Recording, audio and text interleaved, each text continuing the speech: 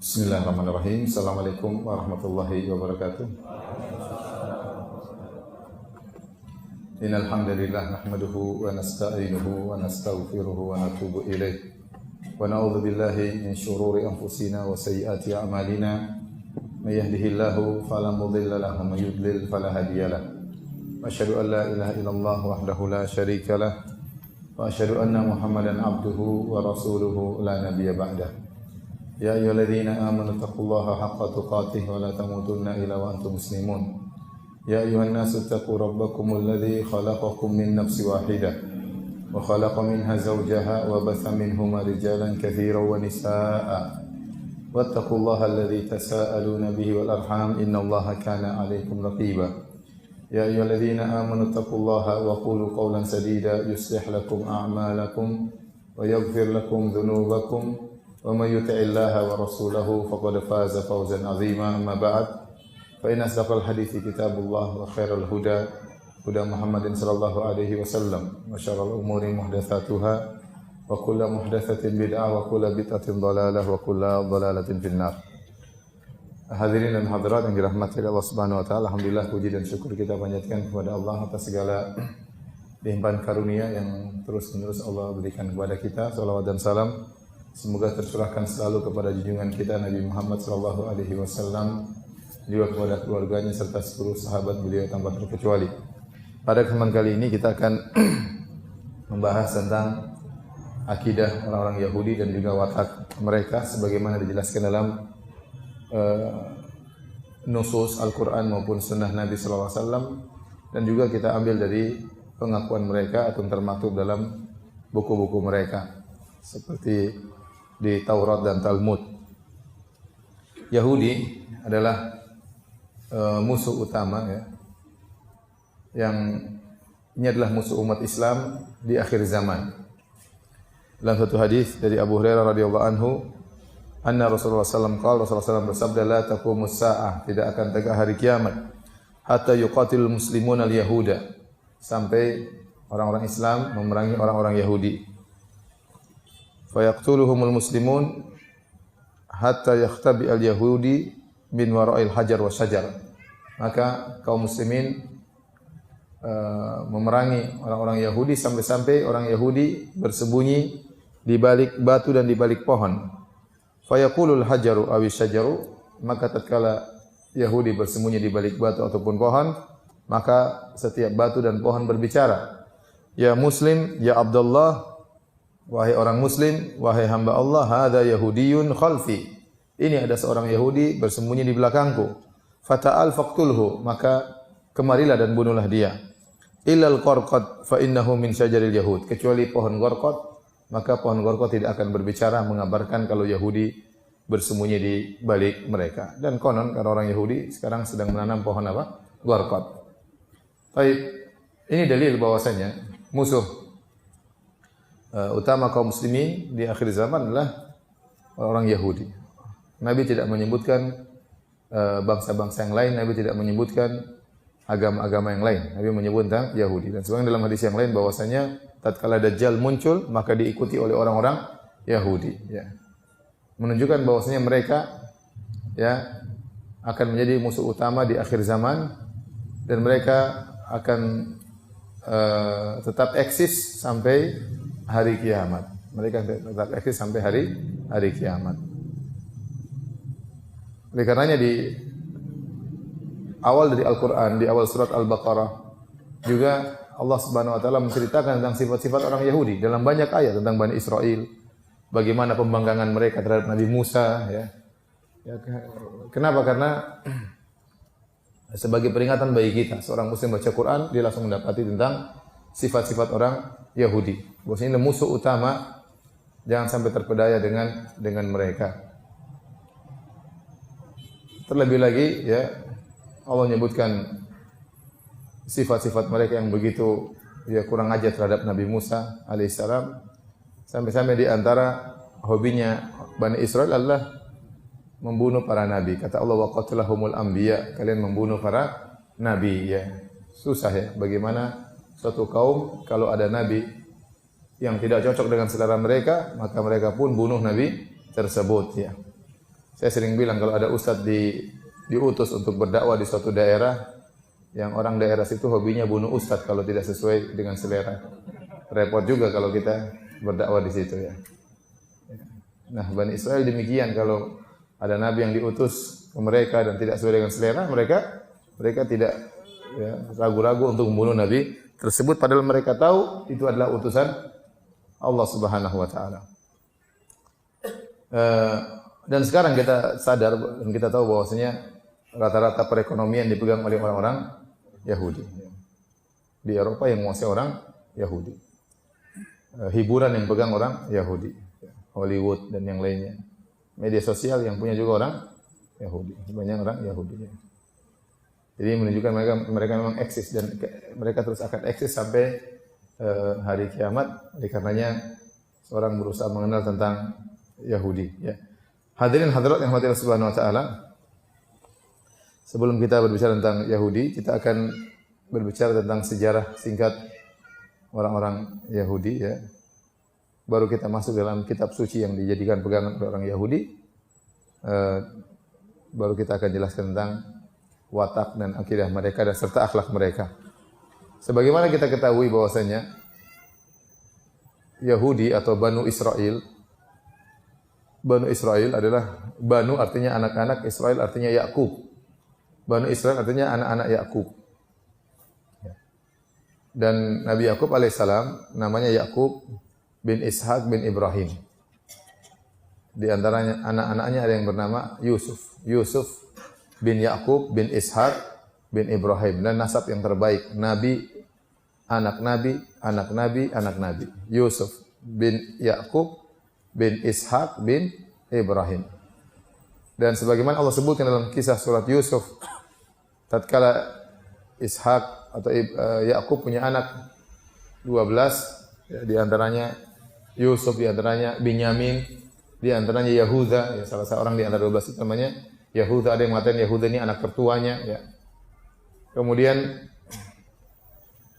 10 orang dari anak-anaknya cemburu kepada Nabi Yusuf alaihissalam. Sehingga cerita Nabi Yusuf akhirnya dibuang dan akhirnya menempuh berbagai macam ujian sampai akhirnya menjadi seorang menteri pembesar di kota Mesir.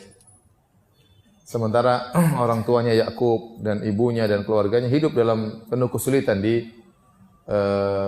Palestina. Sampai akhirnya timbul masa paceklik, musim kemarau, sehingga mereka kelaparan dan mereka harus pergi mencari makan di kota Mesir, dan akhirnya terbongkarlah ternyata Yusuf sudah menjadi seorang menteri pembesar di kota Mesir. Akhirnya Yusuf alaihissalam menyuruh mereka semuanya untuk pindah ke Mesir. Maka berbondong-bondonglah mereka meninggalkan Palestina, tinggal di Mesir di zaman hidupnya Nabi Yusuf alaihissalam sebagai bendaharawan kerajaan Mesir. Maka pihak Mesir memberikan daerah khusus, disitulah tempat komunitasnya orang-orang Banu Israel. Mereka tinggal situ, beranak pinak di situ. Dan di awal mereka tinggal di sana, mereka disegani ya karena ada Yusuf alaihissalam. Namun setelah Nabi Yusuf alaihissalam meninggal dunia, sudah tidak ada lagi yang dipandang oleh orang Bani Israel, oleh orang-orang Mesir. Maka mulailah Bani Israel ditindas, mulailah dijadikan budak, mulailah jadi pekerja, mulailah disiksa, sampai puncak-puncaknya muncul seorang namanya Fir'aun. Fir'aun raja Mesir yang dia sangat zalim terhadap Bani Israel. Terutama tatkala dia dikabarkan oleh dukunnya bahwasanya akan lahir seorang anak dari Bani Israel yang akan menggulingkan tahta dan singgasanamu, wahai Fir'aun. Itu Fir'aun akhirnya membunuhin anak-anak Bani Israel yang baru lahir, dibunuhin. Ya, bahkan yang hamil didata ya. Kapan mau melahirkan didatangi oleh orang. Begitu hanya laki-laki, kemudian dibunuh. Adapun yang perempuan, ya tidak dibunuh. Ya. Dan sampai akhirnya lahirlah Nabi Musa alaihissalam. Nabi Musa alaihissalam, yang kemudian Nabi Musa alaihissalam akhirnya berdakwah. Singkat cerita, tentu ceritanya panjang. Nabi Musa akhirnya menjadi nabi dan saudaranya Harun, kemudian mereka mendakwahi Fir'aun agar Fir'aun sadar. Ya. Ternyata Fir'aun tidak sadar. Padahal Allah Subhanahu wa taala telah memberikan banyak mukjizat kepada Nabi Musa dan juga dilihat oleh Firaun.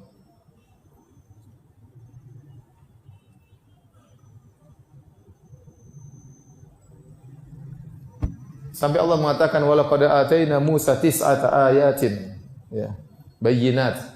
Sungguh kami telah berikan kepada Nabi Musa 9 mukjizat yang jelas.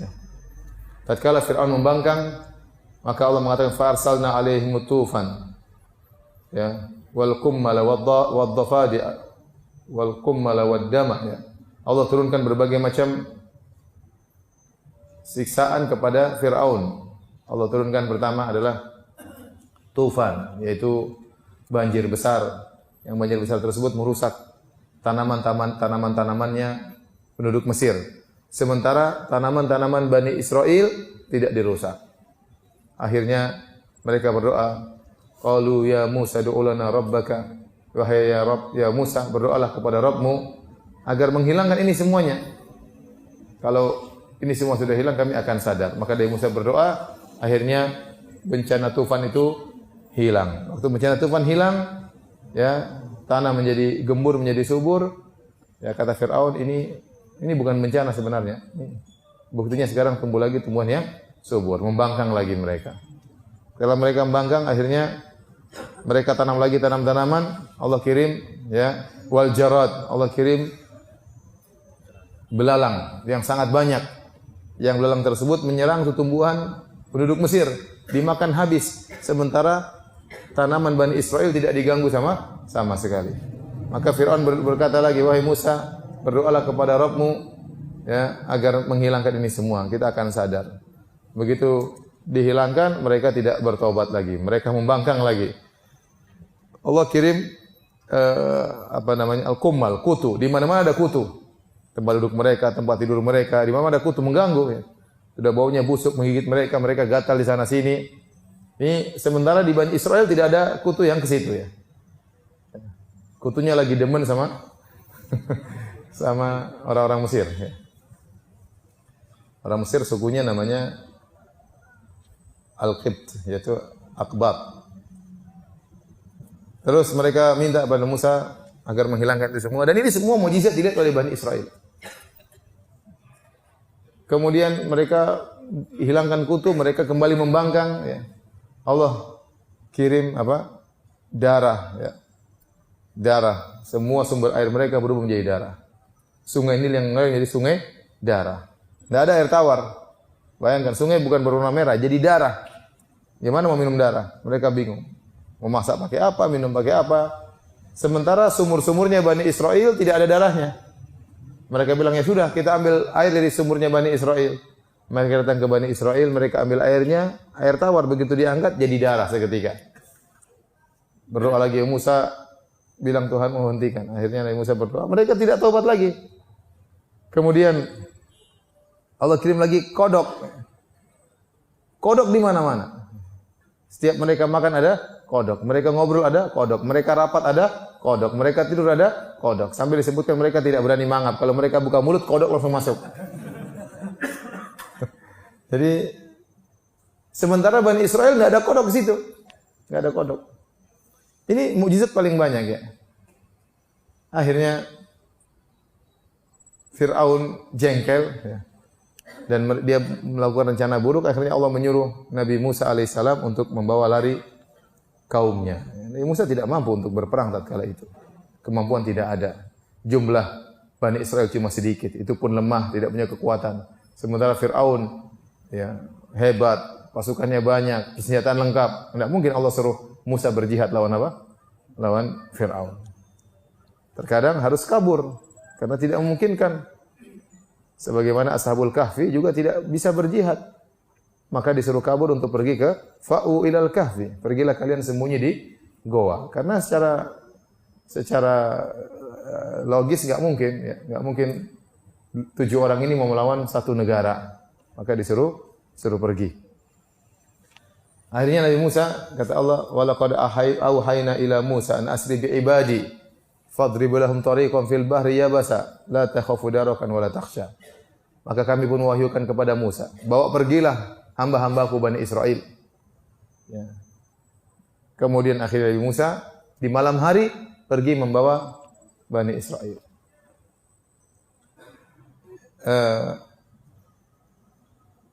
Waktu Nabi Musa atau waktu Nabi Yusuf menyuruh keluarganya pindah dari Mesir, dari Palestina menuju Mesir, disebutkan oleh dalam literatur orang Yahudi jumlah mereka 70.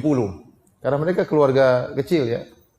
Yakub sama istrinya mungkin 2 atau 3 atau 4, anak-anaknya 10, ponakan-ponakannya semua jumlahnya total berapa? 70. Kemudian mereka tinggal di Mesir sampai muncul zaman Nabi Musa. Antara Nabi Yusuf dengan Nabi Musa disebutkan 430 tahun atau 450 tahun jarak Nabi Yusuf sampai Nabi Musa. Nah, tatkala Nabi Musa membawa orang-orang ini keluar dari Mesir menuju balik ke Palestina, maka orang-orang Yahudi zaman sekarang mengaku bahwasanya jumlah yang dibawa oleh Nabi Musa untuk keluar dari Mesir menuju Palestina itu jumlahnya sekitar 700.000 orang. 700.000 orang. Namun dibantah oleh para ulama karena enggak mungkin ya. 700.000 orang itu bukan jumlah yang sedikit, itu jumlah yang banyak terutama di zaman tersebut. Apalagi waktu Fir'aun tahu mereka sudah kabur, padahal tatkala Fir'aun tahu bahwasanya Bani Israel sudah kabur, maka Fir'aun dengan sombongnya mengatakan inna haula'i lasyirzimatun qalilun. Sungguhnya mereka itu jumlahnya cuma sedikit. Jadi Fir'aun mengatakan sudah, kita akan kejar mereka, kita akan binasakan mereka. Kita banyak, haula'i syirzimatun qalilun, cuma sedikit. Dan secara logika juga tidak mungkin. Bayangkan 400 tahun yang lalu, taruhlah 500 tahun yang lalu, jumlah mereka 70. Masa dalam waktu 500 tahun menjadi 700.000? Mungkin atau tidak? Nggak mungkin, karena 5 tahun cuma 5 generasi atau 6 generasi. Mau istrinya 20 pun nggak bisa sampai. Apalagi istrinya cuma satu-satu. Nggak mungkin dari 70 langsung menjadi dari 70 menjadi 700.000. Ya nggak mungkin. Jadi yang benar Nabi Musa membawa umatnya Bani Israel tidak sampai 700.000. Taruhlah ribuan iya. Tapi kalau sampai 700.000 terlalu banyak, nggak mungkin. Lagi pula tidak mudah membawa umat yang sebanyak itu. Ada perempuan, ada orang tua, ada anak-anak, ada orang sakit, kakek-kakek, nenek-nenek.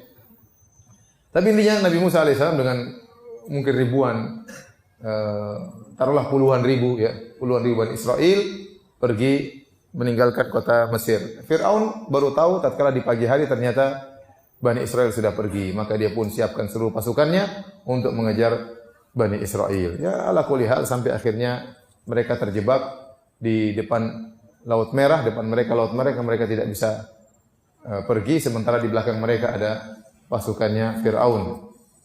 Kata Allah, "Falamma tara al-jam'ani qala ashabu Musa inna lamudrakun." Tatkala kedua pasukan sudah saling melihat, maka teman-temannya Nabi Musa berkata atau sahabat Nabi Musa berkata, kita bakalan ketangkap. Kata Nabi Musa, "Kalla inna ma'iya rabbi sayahdin." Ketahuilah Rabbku bersamaku dan dia akan beri petunjuk kepadaku. Ya. Di sini saya ingin menjelaskan bagaimana brengseknya sebagian umat Nabi Musa. Jadi Nabi Musa ini diberikan mukjizat yang luar biasa. Tadi 9 mukjizat, Allah kirim kodok, kutu, apalagi tadi banjir, macam-macam. Dan itu dilihat oleh Bani Israel. Bagaimana cobaan-cobaan dan azab-azab tersebut hanya menimpa Mesir, suku Akbat. Adapun Bani Israel tidak terkena musibah-musibah tersebut.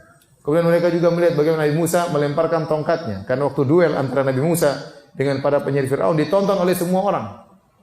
Itu hari raya waktu itu, semuanya pada ngumpul di waktu duha. Bani Israel nonton, orang-orang Akbat juga nonton.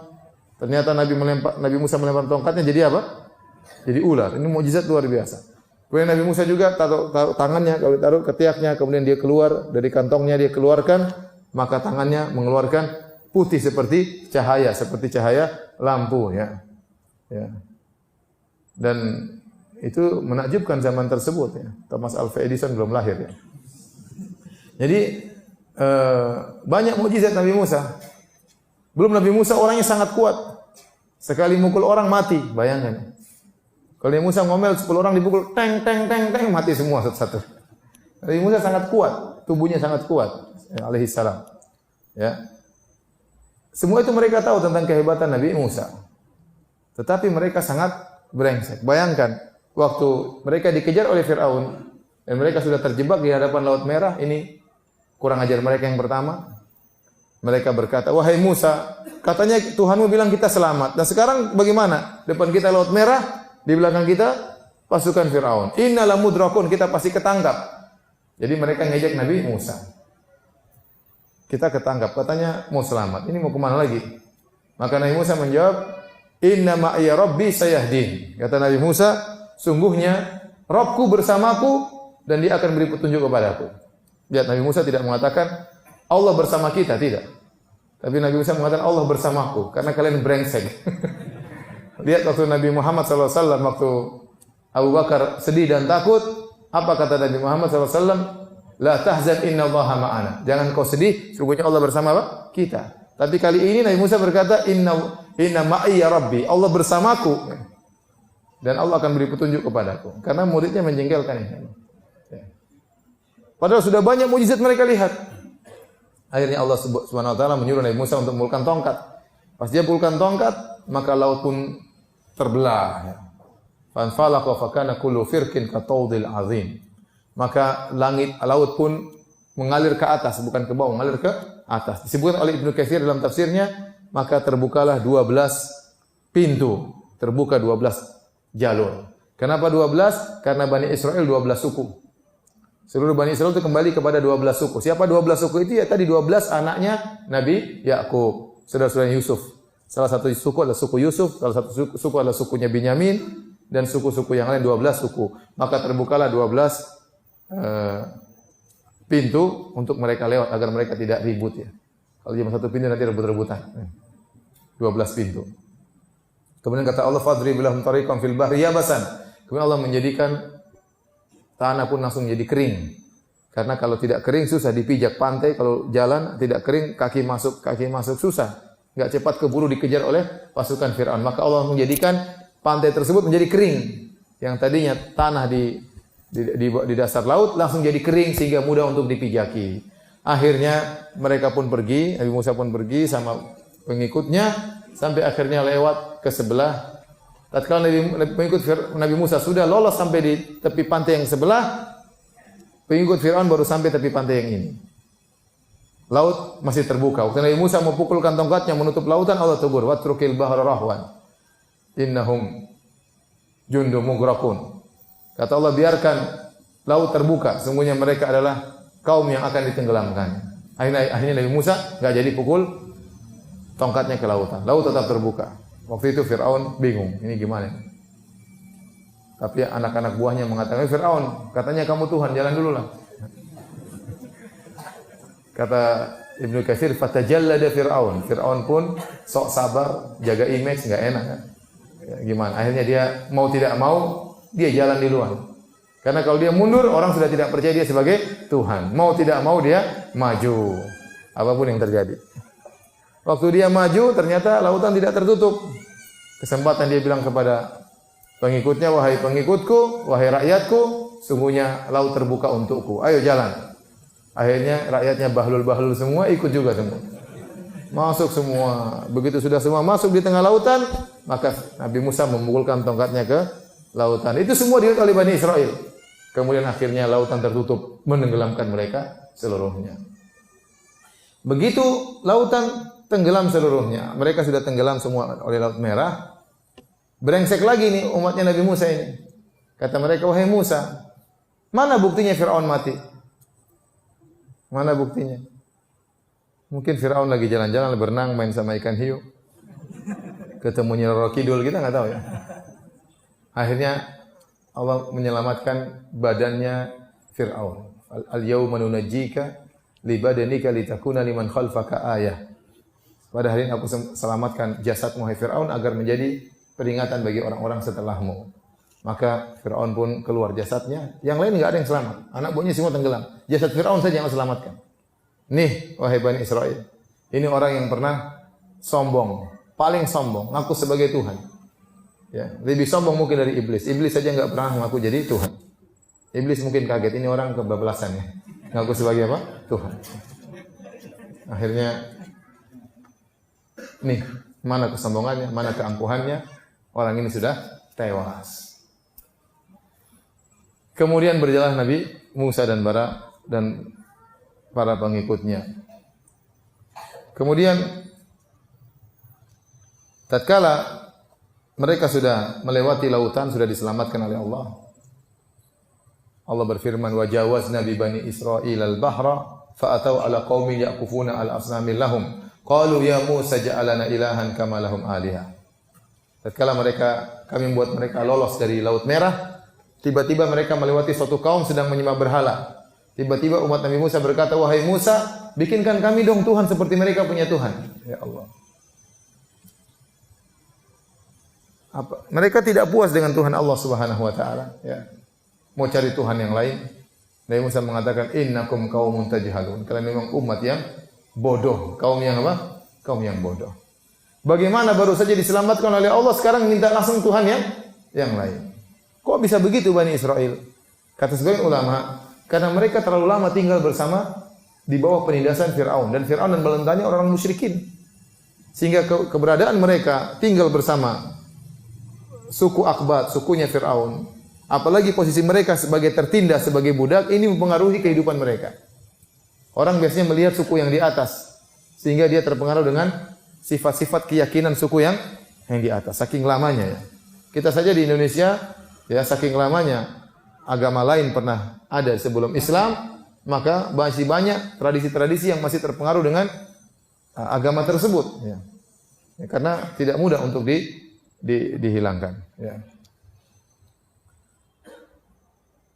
Baik. Kemudian Nabi Musa alaihissalam di antaranya dipanggil oleh Allah untuk bertemu dengan Allah Subhanahu wa taala. Maka Nabi Musa alaihissalam pergi ke Bukit Tursina. Nabi Musa suruh Nabi Harun jaga umatnya. Waktu Nabi Musa pergi, ternyata mereka diperdaya oleh Samiri, akhirnya mereka membuat patung sapi dari emas. Nabi Harun sudah tegur, "Wa laqad qala lahum Harun min qablu ya qaumi inna ma futintum bi wa inna rabbakumur rahman fattabi'uni wa athi'u amri." Dan Harun sudah mengingatkan mereka, "Wahai kaumku, sesungguhnya kalian terfitnah. Sungguhnya Rabb kalian adalah Allah, maka ikutilah aku dan taatlah kepada perintahku." Apa kata Bani Israel? Qalu lan nabraha alaihi akifina hatta yarji' ilaina Musa. Kami tidak bakalan meninggalkan peribadatan terhadap sapi ini sampai Musa datang. Jadi mereka enggak menganggap Harun. Yang mereka takut cuma siapa? Nabi Musa. Subhanallah, Nabi Musa lagi dipanggil Allah, mereka bikin kesyirikan. Ini umat yang sangat-sangat brengsek. Ya. Waktu Nabi Musa pulang, Nabi Musa lihat mereka nyembah berhala, Nabi Musa marah. Sampai Nabi Musa pegang alwah, isinya Taurat, Nabi Musa, ya, wa alqal alwah, dia banting itu apa? Taurat itu. Bayangkan ini lagi marah, biar kita pegang Al-Quran, saking marahnya kita lempar apa? Al-Quran. Saking marah Nabi Musa. Padahal itu ada kitab suci di situ. Ya. Saking marahnya. Kemudian Nabi Musa datang kepada Nabi Harun, Nabi Musa pegang kepala Harun sama jenggotnya, ditarik. Ya jurruhu ilai. Harun, kok bisa begini? Nabi mengatakan, "Ya bena ummi, la ta'khudh bi lihyati wala bi ra'si." Jangan kau pegang leher rambutku dan jangan kau pegang apa? Jenggotku. Tarik. Saya sudah ingatkan mereka, mereka tidak mau dengar.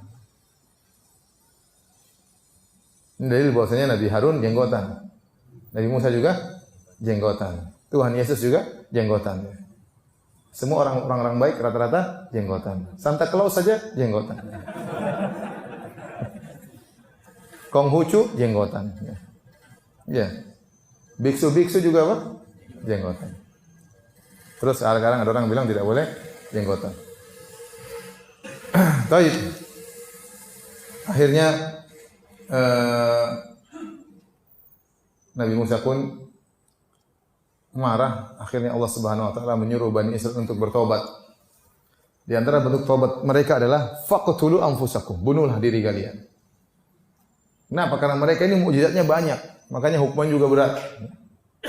Ya. Kalau kita baca dalam surat Al-Baqarah bagaimana mukjizat Allah berikan kepada mereka. Tatkala mereka berjalan meninggalkan kota Mesir, berjalan di tengah perjalanan di padang pasir atau di mana, mereka kehausan. Kata mereka, wahai Musa, ya, wa idza qala Musa liqaumihi faqul nadrib bi asaqal hajar fanfajarat minhu 12 aina. Mereka bilang, wahai Musa, kami kehausan, minta sama Tuhanmu, berikan kami air. Maka Musa pukul batu, dung, batu besar. Maka keluarlah air 12 keran. Air 12 keluar, karena mereka 12 suku, biar enggak rebutan. Karena kalau satu mereka rebut-rebutan. Jadi 12 keran langsung keluar dari batu tersebut. Bayangkan enggak ada sumber air. Batu keluar apa? Air. Sampai disebut ahli tafsir, batu itu mereka bawa kemana-mana. Pokoknya kalau lagi haus, ping, keluar air. Mukjizat itu, mukjizat. Ini mukjizat seperti tidak pernah di zaman Nabi SAW. Nabi SAW mukjizatnya cuma sedikit. Tapi mukjizat yang Allah berikan kepada Nabi Musa dilihat oleh umatnya sangat banyak. Tadi bayangkan, batu dipukul keluar apa? Keran. Ya. Mereka jalan di tengah jalan, ya Musa, kami kepanasan, matahari terik sekali, minta kepada Tuhanmu akan beri naungan kepada kami. Nabi Musa berdoa, ya Allah berikanlah naungan kepada kami. Kata Allah, wa dhallalna 'alaikumul ghamama. Kami pun datangkan awan menaungi mereka. Di mana-mana mereka berjalan, teduh. Bayangkan. Mukjizat atau bukan? Mukjizat. Bayangkan kemana-mana awan ikut. Teduh di mana-mana. Ya. Orang lain kepanasan, mereka tidak kepanasan. Mereka juga lapar. Ya Musa, kita ingin makan. Mana makanan? Minta sama Tuhanmu. Kamu kan Nabi, minta sama Tuhanmu apa? Jadi sedikit-sedikit ngeluh. Sedikit-sedikit apa? Ngeluh. Maka Nabi Musa berdoa, kata Allah, wa anzalna 'alaikumul manna wasalwa. Kami turunkan al-man wasalwa. Al-man itu makanan yang Allah turunkan, yang gantung di pohon, mereka tinggal ngambil, tidak usah diolah lagi, tinggal dimakan. Ada yang bilang makan, ada yang mengatakan madu. Mana? Salwa burung yang enak, tinggal mereka tangkap, mereka panggang makan. Dikasih makan mana wasalwa. Sudah dikasih makan makanan banyak, mereka bosan. Kata mereka, wa idh qultum ya Musa lan nasbiru ala ta'amin wahid fad'u lana rabbaka yukhrij lana mimma tunbitul ardu min baqliha wa qithai wa fumiha wa adasiha wa basaliha qala atastabdil alladhi huwa adna bil ladhi huwa khair ihbitu misran fa inna lakum ma sa'altum. Kata mereka, wahai Musa, kami bosan makan manna wa salwa terus. Bosan, ini makan dari langit loh. Makan dari langit. Ada yang mengatakan dari surga. Enggak, kita mau yang lain. Mintalah kepada Rabb-Mu agar tumbuhkan bagi kami, ya, ketimun, bawang, inilah, adaslah, kacang-kacangan. Kata Musa, apa kalian ingin mengganti suatu yang baik dengan suatu yang buruk? Ini manna wa salwa makanan spesial. Suruh ganti dengan bawang, ketimun. Kata Nabi Musa, ihbitu misran. Kalau kamu cari bawang, ketimun, di kota mana saja ada. Kalau manna salwa mau dapat dari mana? Tapi mereka begitu, enggak sabar, bosan wahai Musa. Jadi mereka ini paling brengsek itu. Umat yang paling brengsek umatnya Nabi Musa. Nah, akhirnya waktu mereka menyembah sapi, Allah suruh mereka bertobat. Di antara tobatnya, faqtulu anfusakum, bunuh diri kalian. Akhirnya yang tidak menyembah berhala pegang pisau, yang menyembah berhala suruh duduk dalam Allah kasih kegelapan. Disuruh tikam itu orang menyembah berhala. Sampai kegelapan itu hilang. Itu cara mereka bertobat. Maka akhirnya begitu datang kegelapan, mereka pun tikam terus, tikam sampai kegelapan hilang. Banyak yang maju tatkala itu karena yang menyembah berhala sangat banyak. Ya. Oleh karenanya Allah dalam syariat Islam sudah dihilangkan apa? Dihilangkan kesulitan. Kita bertobat tidak perlu begitu, ya. Orang musyrik kalau bertobat tinggal kembali kepada Allah. Yang pernah menyembah berhala, yang pernah berbuat kesyirikan, yang pernah percaya dukun, tidak perlu menikam diri sendiri.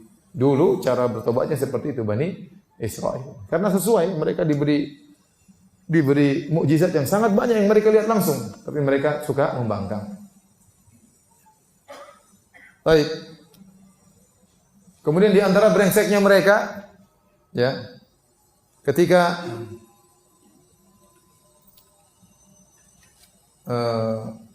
Nabi Musa sudah mau sampai di Palestina karena mereka keluar dari Mesir menuju Palestina, kampung halaman. Begitu sampai di Palestina, Nabi Musa suruh mereka untuk masuk ke dalam kota Palestina. Ternyata di dalam kota Palestina tersebut sudah dikuasai oleh sekelompok suku yang mereka kuat-kuat.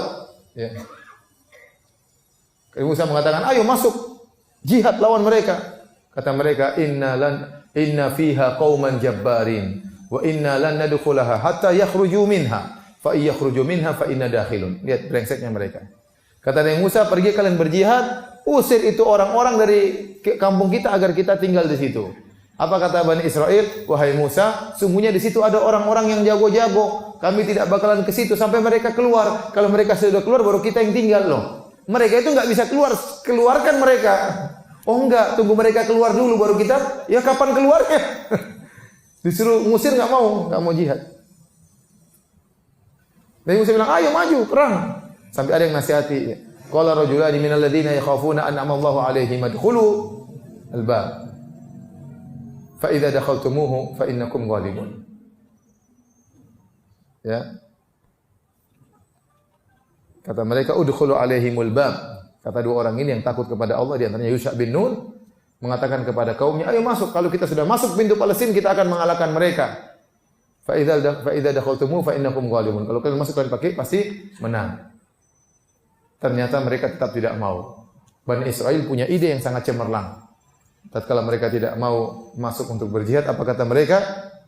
Kata mereka, qalu ya Musa, inna lanadkhulaha abadan ma damu fiha. Wahai Musa, ketahuilah, kami tidak bakalan masuk itu selama mereka masih di situ. Abadan, selama-lamanya, enggak mungkin. Kita punya ide Musa, fadhhab anta wa rabbuka faqatila innaha huna qa'idun. Kau saja Musa pergi dengan Tuhanmu lawan mereka. Kita di sini nunggu hasilnya. Ini ide mereka yang paling cemerlang. Saat itu Nabi Musa kemudian berdoa kepada Allah. Fafruq baina wa bainal qaumil fasiqin. Ya Allah, berilah keputusan antara kami dengan orang-orang fasik tersebut. Maka Allah memberi hukuman kepada mereka, qala fa innaha muharramatun alaihim. Sungguhnya Palestina haram bagi mereka. Arba'ina sanatan yatihuna fil ard. Maka mereka pun diombang-ambingkan oleh Allah selama 40 tahun. Mereka menuju Palestina enggak bisa. Diputar terus, mau ke sana tertutup, selalu enggak sampai ke Palestina. Diputar arahnya oleh Allah sehingga mereka tersesat selama 40 tahun. Fala ta'sal qaumil fasikin. Jangan kau sedih terhadap orang-orang yang fasik. Dan di antara, jadi mereka ini apa ya? Sangat kurang ajar ya. Bayangkan dalam hadis disebutkan Sahih Bukhari, sebelumnya dalam Al-Quran Allah mengatakan, ya ayyuhalladzina amanu la takunu kalladzina adaw Musa fabarra'ahu Allah mimma qalu wa kana 'indallahi wajiha. Wahai orang-orang beriman, janganlah kalian seperti orang-orang yang menyakiti Musa, menuduh Musa dengan tuduhan yang tidak. Fabarra'ahu Allah mimma qalu, maka Allah pun membersihkan Musa dari tuduhan mereka. Wa kana 'indallahi wajiha. Padahal Nabi Musa itu punya kedudukan yang tinggi di sisi Allah. Ayat ini berkaitan dengan apa? Berkaitan dengan tuduhan orang-orang Bani Israel terhadap nabinya Nabi Musa. Jadi Nabi Musa, orang Bani Israel itu punya kebiasaan, mereka kalau mandi laki-laki, barang-barang ngumpul, mereka mandi telanjang, tidak berpakaian, dan mereka di satu sungai kumpul mereka situ. Dan itu dulu hal yang biasa bagi mereka. Nabi Musa alaihissalam, dia seorang yang pemalu. Dia tidak mandi bersama mereka. Dia pergi ke tempat yang lain kalau mandi. Mereka ngejek, itu Musa kenapa mandi tempat lain? Pasti ada masalah di sekitar kemaluannya. Dan mereka nuduh Nabi Musa punya penyakit.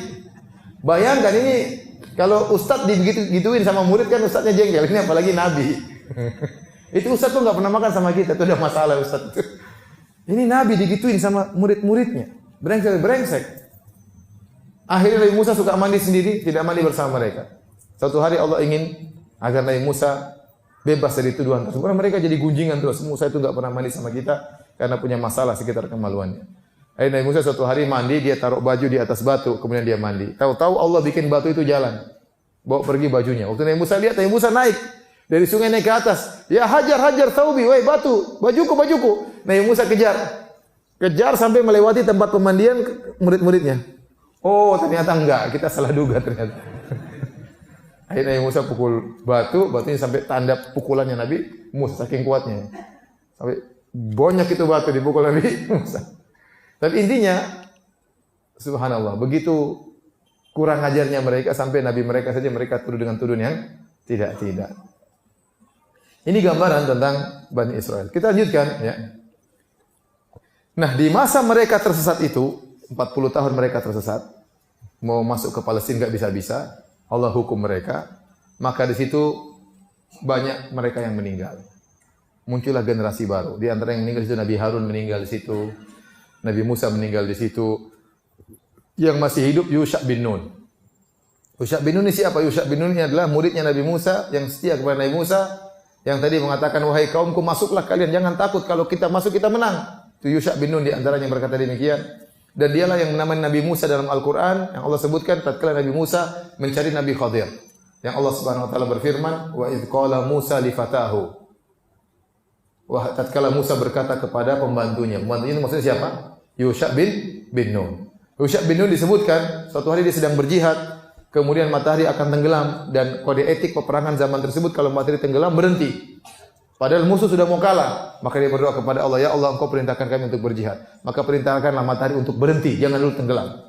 Maka berarti matahari berhenti, maka dia berjihad sampai selesai, baru matahari apa? Tenggelam. Itu pernah dialami oleh Yusha bin Nun alaihi salam. Maka kemudian mereka pun masuk di negeri Palestina. Ya. Kemudian setelah itu muncul sejarah mereka, ada 3 tahapan. Tahapan pertama disebut dengan Ahdul Qudat. Begitu mereka masuk di Palestina, karena mereka 12 suku, mereka membuat 12 hakim, 12 qadhi. Masing-masing qadhi memimpin sukunya. Setiap ada permasalahan di antara mereka, mereka adukan kepada sang qadhi, sang hakim untuk menentukan keputusan. Dan itu berlanjut masa Ahdul Qudat ini sekitar 400 tahun sebagaimana disebutkan oleh literatur Yahudi. Selama 400 tahun mereka dalam masa hakim. Semua dipegang oleh hakim. Setelah 400 tahun lewat, maka berubah menjadi tahapan kedua namanya Ahdul Muluk, masa kerajaan. Sebagaimana Allah sebutkan dalam Al-Qur'an, kata Allah, alam taro ilal mala'i min bani Israil min ba'di Musa id qalu nabiyyin lahum ba'ath lana malikan nuqatil fi sabilillah. Tatkala sekelompok Bani Israel setelah zamannya Nabi Musa berkata kepada nabi mereka, ya, wahai nabi kami, mintalah kepada Rabbmu agar mengutus seorang raja, yang dengan raja tersebut kami akan berjihad melawan orang-orang kafir. Akhirnya Allah kabulkan permintaan mereka, maka Allah utuslah innallaha ba'atha lakum taluta malika. Qalu anna yakunu lahul mulku wa nahnu alaina wa nahnu ahaqqu bil mulki minhu wa lam yu'ta sa'atan minal mal. Ya.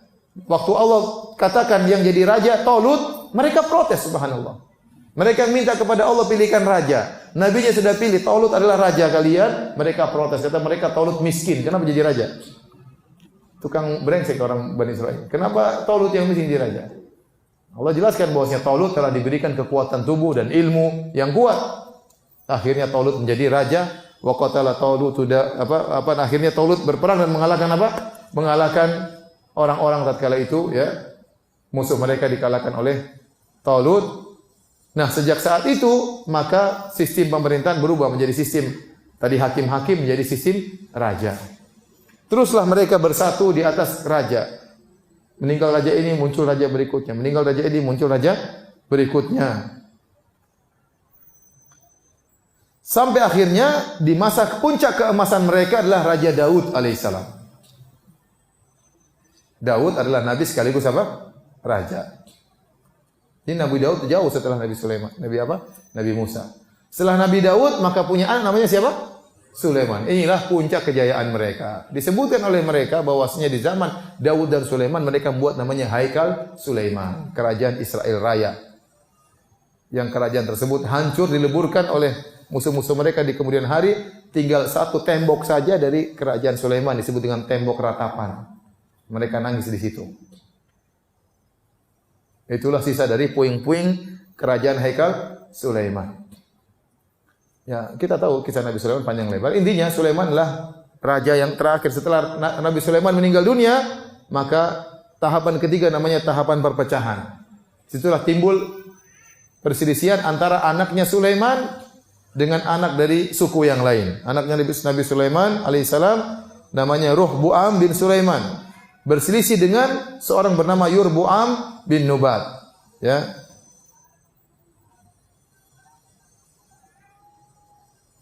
Akhirnya Ruhbu'am bergabung dengan sebagian suku membuat suatu kerajaan yang disebut dengan Baitul Maqdis, kerajaan Palestina yang disebut dengan kerajaan Yahudi. Yahudi, ya, karena Di antara 12 orang yang bersaudara dengan Nabi Yusuf ada namanya Yahuda. Tadi konon dia adalah anak tertua. Maka Ruh Bu'am dia bergabung dengan sukunya Binyamin dan kemudian bergabung dengan sukunya Yahuda. Kemudian mereka bikin satu kerajaan namanya kerajaan Yahudi. Suku-suku yang lain bergabung dengan Yurbu'am bin Nubat membuat satu kerajaan namanya kerajaan Israel. Maka mereka terpecah menjadi dua. Kerajaan Yahudi sama kerajaan apa? Israel. Jadi Yahudi itu asalnya adalah nama salah seorang dari 12 suku, Yahuda asalnya. Disitulah mereka kemudian sering perang saudara dan macam-macamnya dan terus akhirnya kerajaan mereka hancur, kemudian mereka bangkit, kemudian hancur lagi. Hanya mereka terpencar-pencar ke seluruh alam. Sampai akhirnya mereka dibunuh oleh Hitler. Hitler tahun berapa? Tahun 30-40-an ya. 36 ya. Jadi Hitler 36 ya. 36 dia pernah mengumpulkan orang Yahudi, sangat dijengkel sama orang Yahudi. Dia kumpulkan dari Yahudi di Eropa semua dia kumpulkan taruh di Jerman ya. Bahkan waktu saya ke Amsterdam mereka cerita itu sampai orang Jerman itu datang ke Amsterdam ngambilin orang apa? Yahudi, cari orang Yahudi, di sweeping, ditangkapin semua, dibawa ke Jerman. Dan konon yang dibunuh ada sekitar 6 juta orang. Allah benar atau tidak? Dibunuh semua sama siapa? Hitler. Tidak tahu mungkin terlalu besar jumlah itu, tapi banyak yang dibunuh karena Hitler sangat jengkel sama Yahudi. Kalau kita pelajari tentang akidah Yahudi, kita bilang wajar Hitler bunuh mereka. Itu tahun berapa? 36. Sekarang tahun 2018. Berapa tahun? Coba dikurangi. Ayo, pakai kalkulator jangan lama-lama. Hah? Belum 100 tahun kan? Belum. Baru berapa itu? Baru 82 tahun. Sekarang setelah mereka dibunuh jutaan orang, sekarang mereka menguasai dunia lagi. Begitu cepat. Cepat sekali 82 tahun belum 1 abad. Bayangkan. Sekarang wali kota Amsterdam orang Yahudi. Yang pegang ekonomi di Jerman Yahudi, yang pegang ekonomi di Amsterdam Yahudi. Yang punya mal-mal orang Yahudi, yang punya kasino-kasino orang Yahudi, tempat-tempat hiburan orang Yahudi, yang punya rumah sakit orang Yahudi. Bayangkan, belum ada 1 abad. Jagoan atau tidak Yahudi? Jagoan. Jadi luar biasa. Baru dibahas sama Hitler, sekarang mereka yang menguasai kembali. Baik, hadirin dan hadirat yang dirahmati oleh Allah Subhanahu wa taala.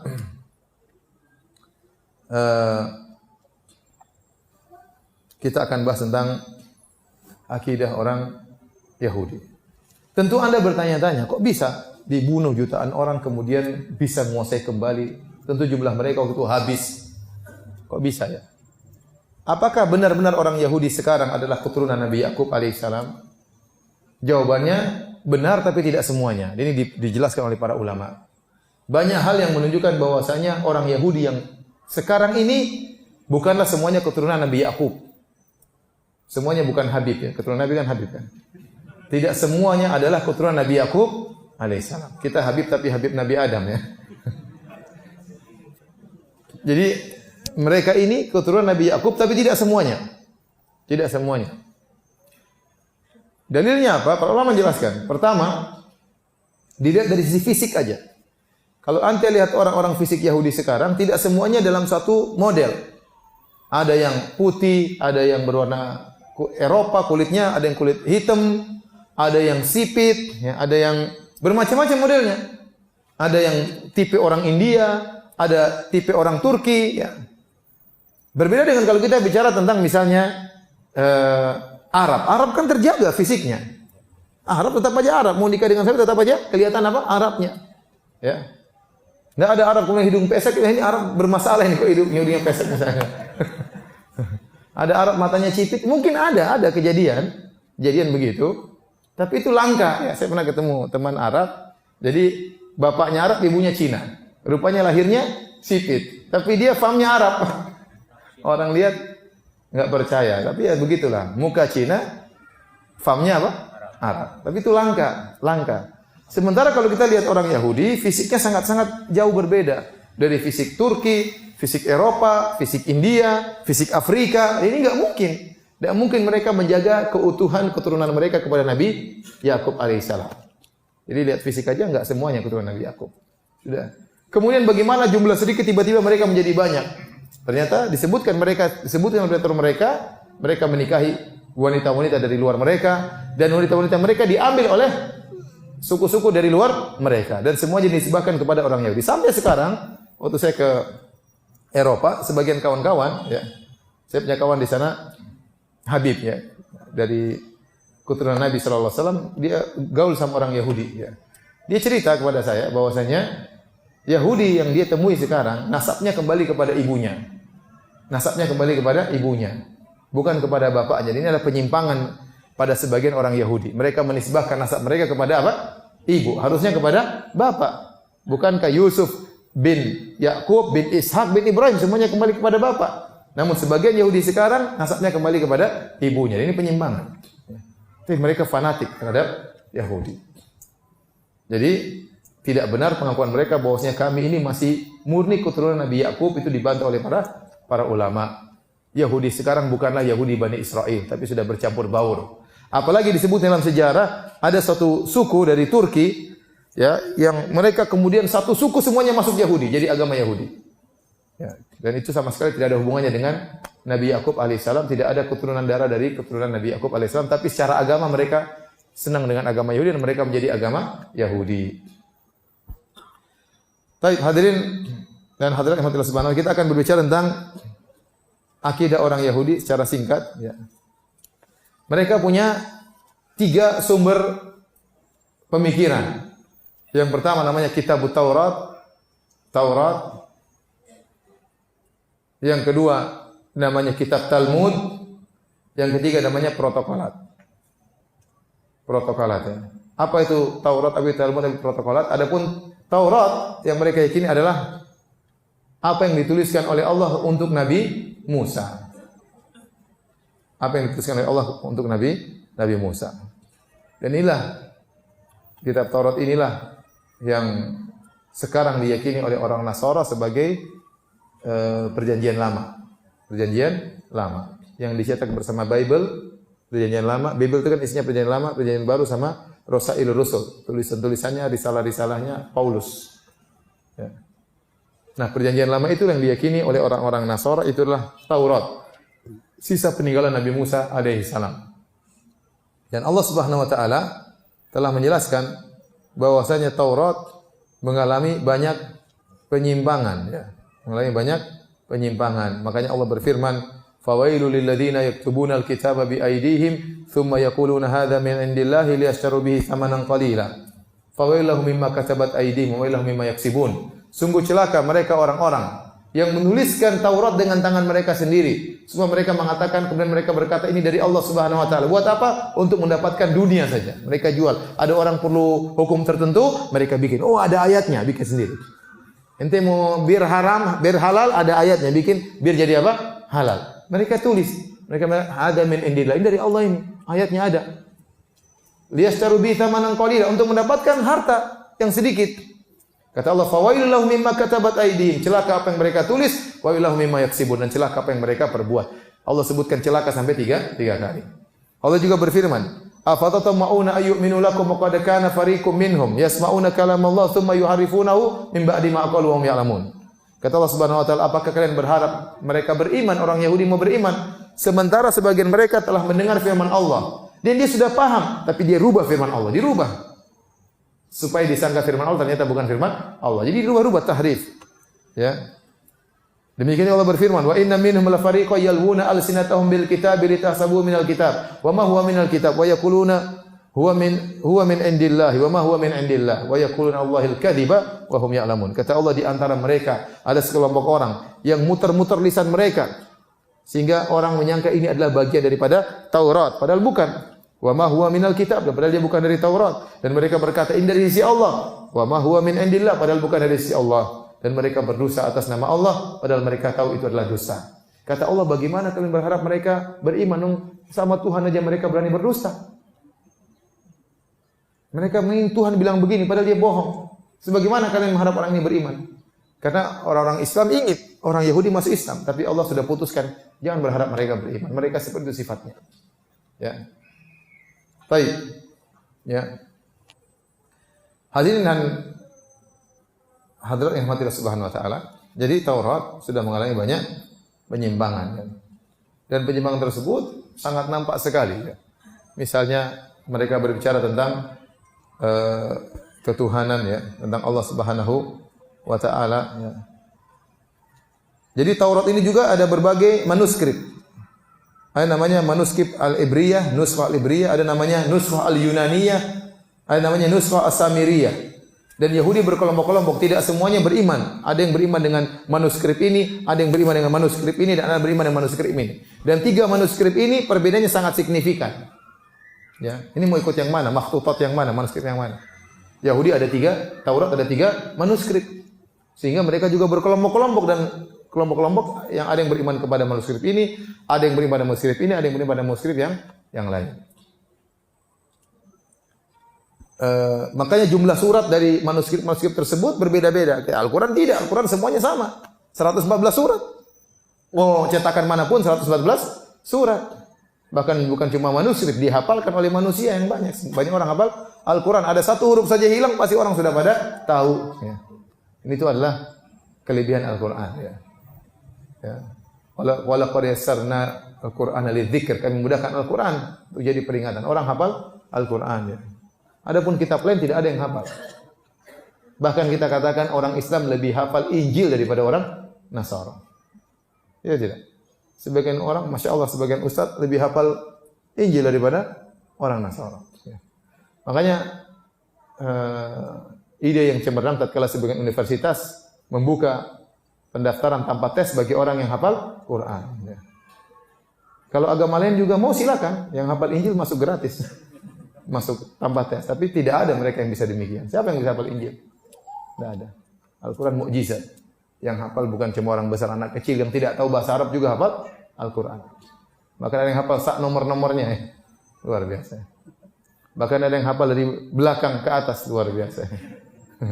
Antum aja suruh hafal belakang ke atas bingung ya. Ya. Allahus Samad sebelumnya apa coba? Enggak tahu. Qul huwallahu ahad. Kalau surah belakang sebelumnya apa bingung, harus urut lagi dari atas baru bisa ketahuan. Jadi para hadirin, jadi mereka mengalami penyimpangan luar biasa sampai jumlah surat pun berbeda-beda ya. Dan isinya aneh-aneh. Contoh seperti tentang Allah Subhanahu wa taala, ya. Jadi Allah sudah isyaratkan bagaimana orang Yahudi berani mencela Allah. Dalam Al-Qur'an kata Allah, "Wa qalatil yahudu yadullahi maglulah." Ya. Orang Yahudi berkata tangan Allah terbelenggu. Gulat aidihim wa lu'inu bima qalu. Justru tangan mereka yang terbelenggu dan mereka dilaknat atas tuduhan mereka terhadap Allah. Allah saja mereka cela. Ya. Kemudian juga kata Allah, laqad sami Allahu qaulal ladzina qalu innallaha faqirun wa nahnu aghnia. Sungguh Allah telah mendengar perkataan orang Yahudi, kami ini Allah itu miskin, kami yang kaya. Sanaktubu ma qalu, kami akan tulis apa yang mereka katakan.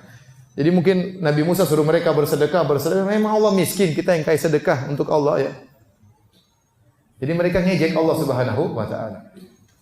Sampai sebagian ulama mengatakan kalau Anda diejek, direndahkan, jangan terlalu sedih. Allah saja diejek sama Yahudi. Nabi dihina-hina, Allah dihina sama Yahudi. Ente baru dihina sama orang aja sudah marah-marah. Sabarlah. Oleh karena ini isyarat dari Allah bahwasanya mereka berani berbicara ngawur tentang Allah Subhanahu. Di antaranya mereka sebutkan dalam perjanjian lama, dalam Taurat, bahwasanya tatkala Allah selesai, ini dalam kitab Kejadian, ya, tatkala Allah selesai menciptakan alam semesta pada hari ke-7, Allah istirahat. Ya. Jadi Allah istirahat pada hari ke-7. Makanya orang Yahudi hari Sabtu itu adalah hari istirahat sebagai bentuk solidaritas terhadap Allah Subhanahu wa taala. Masa Tuhan istirahat ente kerja? Kan ente gimana? Ente ngejek Tuhan. Tuhan aja istirahat ente kerja. Sehingga mereka melarang orang kerja pada hari apa? Sabtu. Solidaritas sama Tuhan. Baik maksudnya. Allah bantah, walaqad khalaqnas samawati wal arda wa bainahuma fi sittati ayyam wa ma massana min lughub. Kata Allah, sungguh kami telah menciptakan langit dan bumi dan apa yang ada di antara keduanya dalam waktu 6 hari dan kami tidak capek. Kami kebetulan saja sudah diatur oleh Allah, berhenti hari ke-6 selesai. Bukan berarti hari ke-7-nya istirahat. Coba kalau Allah berhenti hari Jumat, berarti Sabtu Minggunya istirahat. Tidak ada kelaziman seperti itu ya. Kalau Allah ciptakan hari cuma alam semesta 1 hari, berarti 6 hari istirahat nanti. Siapa yang memahami demikian? Kalau Allah ciptakan alam semesta 6 hari, berarti hari ke-7 Allah istirahat. Enggak ada yang orang Yahudi aja yang memahami demikian. Kemudian mereka juga ya, bagaimana mereka mensifati Allah dengan kejahilan. Allah tidak ngerti. Dan ini antum bisa baca tatkala dalam perjanjian lama tentang kisah Nabi Adam alaihissalam. Waktu Nabi Adam alaihissalam makan buah yang dilarang, akhirnya Nabi Adam tiba-tiba telanjang sama Hawa, kemudian Nabi Adam sama Hawa sembunyi di balik pohon. Tiba-tiba mereka mendengar suara langkah kaki Allah di surga. Mereka dengar suara langkah kaki Allah. Dan Allah jalan di surga. Ini sudah mensifati Allah jalan di surga. Kalau Islam enggak mungkin bilang Allah jalan di surga. Kemudian di waktu yang sejuk di surga, Allah tanya, "Adam, di mana kamu?" Bayangkan, Allah cari Adam di mana, Allah enggak tahu. Adam lagi sembunyi di belakang pohon. Hawa, sembunyi ada Allah. Ini juga penghinaan. Masa Adam tahu kalau dia sembunyi tidak ketahuan? Dia dalam Al-Quran Nabi Adam alaihissalam begitu dia bersalah langsung bertobat. Dia tahu Allah maha mengetahui segalanya. Ini Adam masih yakin Allah bisa nggak tahu, makanya dia sembunyi. Kenapa dia sembunyi? Karena dia punya keyakinan Allah tidak tahu dia kalau sembunyi kan. Berarti kan secara tidak langsung Adam menuduh Allah itu jahil. Makanya ayo Hawa kita sembunyi aja nanti ketahuan lah. Bayangkan. Apakah ada yang tersembunyi bagi Allah Subhanahu wa taala? Dan begitu benar waktu Allah masuk surga Allah tanya, "Adam kamu di mana?" Ternyata Allah memang tidak tahu. Ini tidak mungkin dalam Al-Quran ada seperti itu. Adam di mana? Adam di mana kamu? Adam? Repot. Kemudian juga disebutkan dalam Taurat, ya, Nabi Adam, Allah Subhanahu Wa Taala menyesal menciptakan manusia. Ternyata manusia tidak taat kepada Allah. Allah menyesal ciptakan apa? Manusia. Makanya Allah kirim banjir buat kaum Nabi Nuh. Kenapa Allah menyesal ciptakan mereka? Dan penyesalan tidak pantas bagi Allah. Orang menyesal itu apa? Dia tidak tahu rencana ternyata begini. Iya tahu karena dia menyesal kenapa? Waduh salah saya dulu. Kalau orang tahu rencana apa yang terjadi dia tidak bakal apa? Menyesal. Tidaklah seorang menyesal kecuali dia salah perkiraan. Makanya dia menyesal. Dia ciptakan umat manusia disangkanya semua taat, ternyata membangkang kepada Nabi Nuh. Makanya Allah menyesal menciptakan apa? Manusia. Ini sifat-sifat yang buruk bagi Allah Subhanahu wa taala. Dan ini tidak dilakukan oleh orang Yahudi yang rubah. Orang Yahudi yang mereka brengsek memang. Mereka brengsek orang Yahudi. Allah Al-Qur'an apa? Kata mereka kepada Musa. Ya apa namanya? Wa idz qultum ya Musa lan nu'mina laka hatta narallaha jahrah. Tatkala kalian Bani Israel berkata kepada Musa, "Wahai Musa, kami tidak mau beriman sama kamu sampai kami lihat Allah langsung." Mana Allah? Kalau enggak kami enggak beriman. Kurang aja tadi, kurang aja. Kata Allah, "Fa akhadhathumus sa'iqah." Allah turunkan halilintar. Matilah mereka. Tsumma ba'atsnakum ba'da mautikum. Allah bangkitkan lagi. Masih brengsek lagi subhanallah. Antum bayangkan antum sudah brengsek di sisi Allah udah mati, dihidupkan harusnya kan sadar, tobat enggak juga dibangkit masih brengsek lagi. Itu Yahudi. Kok bisa begitu? Mereka begitu mau diapain? Lihat Allah sebutkan bagaimana mereka menipu Allah. Dilarang tangkap ikan hari Sabtu, mereka pasang jaring hari apa? Jumat. Ya Jumat. Kenapa kata Allah? Ya. Wa yauma la yasbituna ihtatihim hitanuhum yauma sabtihim syurra'a. Tatkala hari Sabtu ikan datang banyak, loncat-loncat depan mereka. Waduh, ikan banyak sekali. Mungkin ikan ngejek-ngejek, tangkap saya banyak. Mereka bingung. Wa yauma la yasbituna la ta'tihim. Sementara hari lain tidak datang ikannya. Hari Minggu ikan sudah sepi, entah kemana. Hari Senin, Selasa ada 1 ekor, 2 ekor sedikit. Hari Sabtu muncul lagi banyak. Waduh, kita nggak boleh nangkap hari Sabtu. Lama-lama mereka, gimana caranya kita ngakalin Allah supaya tidak berdosa? Ya udah, begitu hari Jumat mereka buat galian di pinggir pantai. Galian. Hari Sabtu air naik dan ikan banyak, ikan-ikan terjebak di dalam galian tersebut. Mereka biarin aja. Hari Minggu baru mereka ambil ikan-ikan tersebut. Mereka tidak kerja hari Sabtu, ikannya salah sendiri kedampar di situ. Luar biasa, mereka buat hila. Akhirnya Allah rubah mereka menjadi apa? Monyet. Karena monyet itu sangat mirip dengan manusia tapi bukan manusia. Dan apa yang mereka lakukan sangat mirip dengan kebenaran tapi bukan kebenaran. Al jaza' min jinsil amal. Balasan sesuai dengan perbuatan. Ini mereka memang ini sangat brengsek. Bayangkan mereka bicara tentang Allah Subhanahu wa taala. Allah capek. Allah jalan-jalan. Allah apa namanya? Tadi apa? Nyesal ya. Allah jahil, ngeri. Allah dibilang begitu. Terus dalam Taurat juga antum mendapati pembicaraan mereka tentang para nabi. Juga brengsek-brengsek perkataan mereka. Mereka cerita tentang Nabi Nuh alaihissalam. Ya. Kalau Nabi Nuh Allah sebutkan dalam Al-Quran, innahu kana abdan syakura. Sungguhnya Nabi Nuh adalah hamba yang pandai bersyukur. Bayangkan Nabi Nuh sangat bersabar ya. Bersabar ya. Alfasanatin illa khamsina ama. Nabi Nuh berdakwah 950 tahun. Sabarnya luar biasa Nabi Nuh. Tapi kalau dalam perjanjian lama disebutkan Nabi Nuh pertama kali adalah jadi petani. Kemudian dia tanam anggur. Kemudian dia minum khamr, minum bir. Kemudian dia telanjang dalam kemahnya.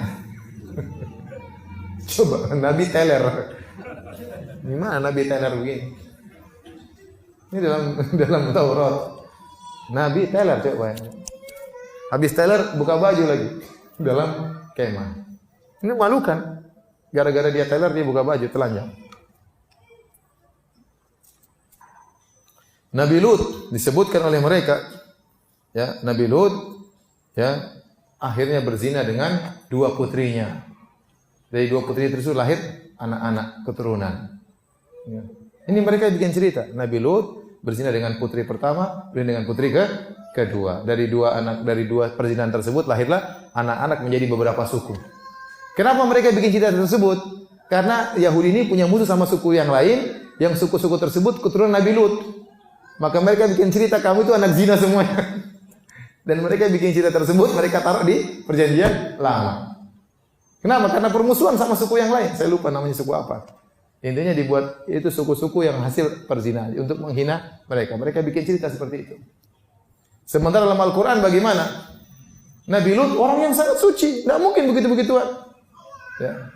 Sampai Nabi Lut diajak homoseksual tidak mau. Sampai kaumnya mengejek kata mereka. Innahum unasun yatatahharun. Sungguhnya Lut dan anak-anaknya itu orang-orang yang sok suci. Karena tidak mau praktek homoseksual. Anak-anak perempuannya tidak mau praktek lesbian. Tidak mau.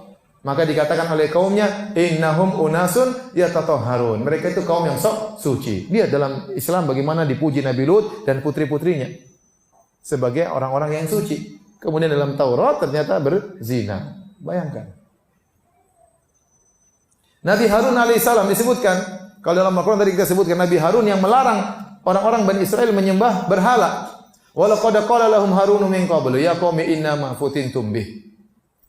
Wa inna rabbakumur rahman fattabi'uni wa ati'u amri. Wahai kaumku, jangan sembah berhala. Kalian telah terfitnah, kalian terpedaya. Tuhan kalian itu Allah bukan berhala. Ikutilah aku, taatlah perintahku. Itu kalau dalam Al-Quran. Dalam versi Perjanjian Lama dalam kitab Keluaran ya disebutkan bahwasanya Harun alaihissalam itulah yang menyuruh orang-orang untuk beribadah kepada patung sapi. Bayangkan, Harun yang menyuruh Bani Israel untuk menyembah patung sapi. Ini penghinaan terhadap Nabi Harun. Belum mereka berbicara tentang Nabi Daud. Nabi Daud alaihissalam naksir sama perempuan, istri temannya. Supaya dia dapat istri temannya suruh jihad paling depan biar mati di luar. Luar biasa. Timbul pertanyaan, kenapa mereka seperti ini? Bikin cerita-cerita dalam Taurat yang aneh-aneh tentang Allah, tentang Nabi. Ada sebagian ulama berpendapat karena mereka ingin melegalkan apa yang mereka lakukan. Mereka ingin ingin bebas, ingin supaya itu bisa bebas, mereka bikin cerita tentang nabi-nabi seperti itu. Oh, nabi-nabi saja teler, kenapa kita nggak boleh teler gitu loh. Seperti itu gampangnya. Taib. Bagaimana keyakinan orang Yahudi terhadap hari akhirat? Mereka beriman dengan hari akhirat. Mereka beriman dengan hari pembalasan tentang surga dan neraka. Ya. Tetapi mereka melakukan penyimpangan. Mereka menyangka hanya mereka yang masuk surga. Dalam Al-Quran Allah berkata, "Qul ya ayyuhalladzina hadu in za'amtum annakum awliya'u lillahi min dunin nasi fatamannawul mauta in kuntum shadiqin wa la yatamannawnahu abadan bima qaddamat aydihim." Katakanlah wahai Muhammad kepada orang-orang Yahudi, wahai orang-orang Yahudi, kalau kalian menyangka kalian adalah wali-wali Allah semata yang lain bukan, maka mintalah mati. Yaitu kalau kalian merasa kalau mati pasti masuk surga, ngapain hidup lama-lama? Ya sudah minta mati saja. Harusnya demikian. Namun apa kata Allah? Wala yatamannawnahu abadan. Mereka tidak bakalan minta mati karena mereka tahu perbuatan mereka. Seharusnya kalau kalian yakin mati masuk surga, minta mati. Dan mereka tidak berani karena kalau mereka bilang iya, Nabi akan berdoa agar Allah matikan mereka. Dan mereka tidak mau. Berarti kontradiksi. Seharusnya kalau orang yakin masuk surga, ngapain lama-lama di dunia? Itu tidak. Di dunia ngapain lama-lama kerja setengah mati, diomelin bos, diomelin tetangga, diomelin istri, repot. Mending mati aja, mati langsung ketemu bidadari, selesai. Enggak ada yang ngomel-ngomel lagi. Tapi mereka tidak mau mati. Mereka tidak mau mati. Ini kontradiksi. Bahkan mereka sangat ingin hidup lama. Wala tajidannahum ahrasan nasi ala hayatin. Kau dapati mereka adalah orang yang paling semangat untuk hidup lama. Yawaddu ahaduhum law yu'ammara alfasan. Sebagian mereka berharap agar diberi umur sebanyak 1000 tahun. Nah, kalau kamu yakin masuk surga, ngapain takut mati? Dan mereka paling sangat takut mati. Dalam ayat yang lain, Qul in kanat lakumud darul akhiratu indallahi khalisatan min dunin nas fatamannawul mauta in kuntum shadiqin wa la yatamannaw abadan. Katakanlah kalau memang kalian menyangka surga itu hanya milik kalian, maka mintalah mati kalau memang kalian menyangka surga hanya untuk milik kalian, yang lain bukan. Kalau kalian benar-benar yakin akan hal tersebut. Kata Allah, mereka tidak bakalan minta mati. Mereka juga meyakini, seandainya mereka pun nakal, masuk neraka, pun hanya sebentar. Paling cuma beberapa hari kata mereka, santai aja. Kalau soleh masuk surga, kalau nakal pun masuk neraka cuma beberapa hari. Kata Allah, wa qalu lan tamassana an-naru illa ayyaman ma'dudah. Qul attakhadhtum indallahi ahdan falyukhlifallahu ahdah am taqulunallahi ma la ta'lamun. Mereka orang Yahudi berkata, kami tidak akan disentuh oleh neraka kecuali cuma beberapa hari. Kata Allah, apa kalian pernah mengambil perjanjian dengan Allah? Allah janji kalau kalian meninggal hanya masuk neraka cuma beberapa hari, padahal Allah tidak pernah menyelesaikan janji. Ataukah kalian berucap atas Allah apa yang kalian tidak ketahui? Dan itu keyakinan sampai sekarang. Sampai sekarang. Saya punya kawan kerja di Australia. Bosnya dia itu orang Yahudi. Dia ambil barang, dia jual barang-barang dari Indonesia, dijual ke Australia. Namun pihak pemerintah Australia tidak mau terima kecuali sudah ada stempel Yahudi, bosnya tersebut. Padahal barangnya dari Bandung. Ya. Kalau tidak distempel sama Yahudi, tidak mau dibeli. Nah, dia punya rekan kerja itu Yahudi. Sama, kata dia, kawan saya itu benar cerita sama saya. Kita ini kalau masuk neraka cuma beberapa hari. Subhanallah. Persis seperti firman Allah Subhanahu wa Ta'ala. Itu mereka yakin. Dari sejak zaman Yahudi zaman Nabi sampai sekarang mereka meyakini kalaupun mereka masuk neraka cuma beberapa hari. Iya, beberapa hari, satu hari sama dengan 1 triliun tahun bilang. Baik. Itu tadi adalah Taurat yang sudah menyimpang. Sumber hukum mereka kedua adalah Talmud. Talmud itu, ya.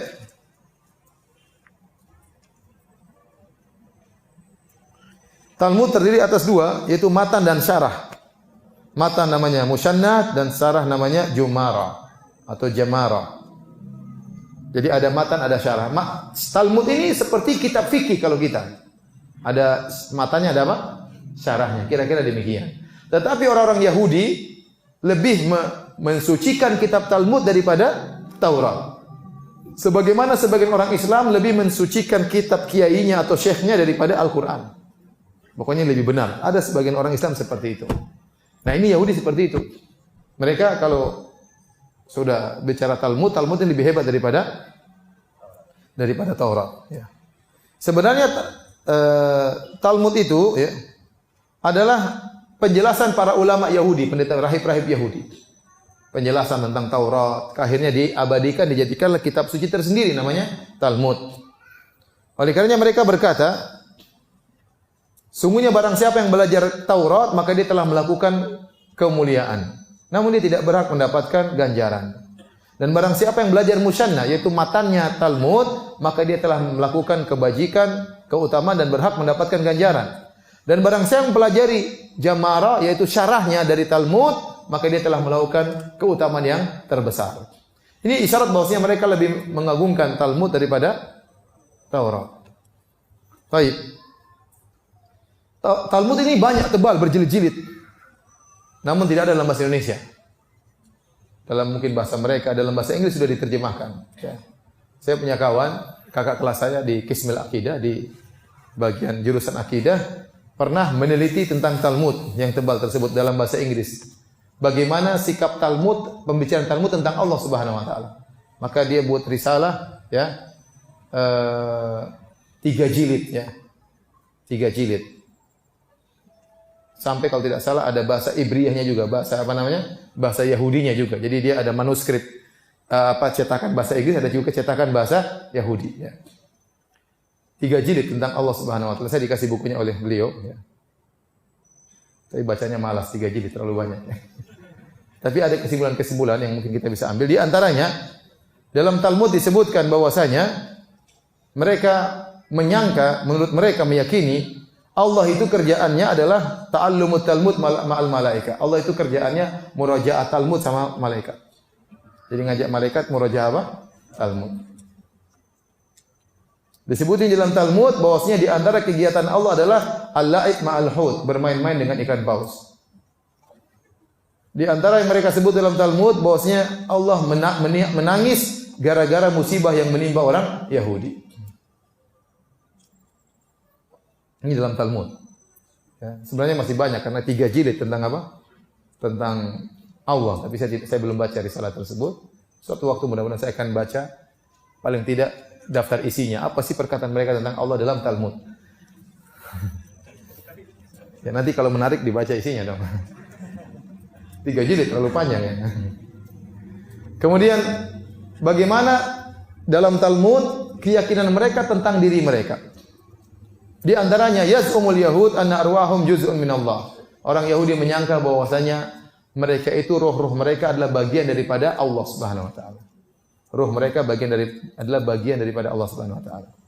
Kemudian annahum indallahi arfa'u minal malaika. Mereka meyakini bahwasanya mereka lebih tinggi kedudukannya daripada malaikat. Wa anna man yadribu yahudiyan fa ka'anna darabal izzatal ilahiyyah. Barang siapa yang memukul Yahudi berarti dia telah memukul keperkasaan Allah Subhanahu wa taala. Dia telah memukul zat Allah Subhanahu wa taala. Jadi mereka menganggap diri mereka ini adalah suku istimewa, Sya'bullahil Mukhtar, pilihan. Tidak boleh ada suku yang seperti mereka. Ruh mereka dari Allah Subhanahu wa taala. Makanya mereka tidak terima tatkala ternyata ada nabi dari Arab, mereka tidak terima. Mereka sudah tahu nabi tersebut terakhir mereka tunggu-tunggu. Kata Allah, ya'rifunahu kama ya'rifuna abna'ahum. Mereka sudah kenal nabi tersebut seperti mereka mengenal anak-anak mereka. Sifat-sifatnya sudah jelas.